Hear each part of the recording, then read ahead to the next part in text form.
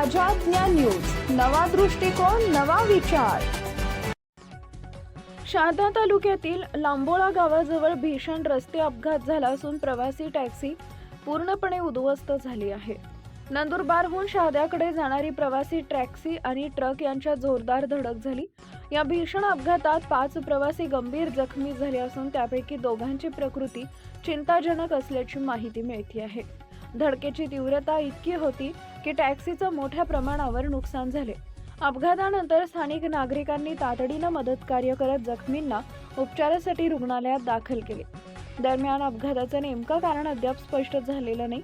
संबंधित यंत्रणांकडून पुढील तपास सुरू आहे।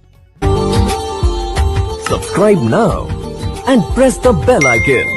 Never miss an update.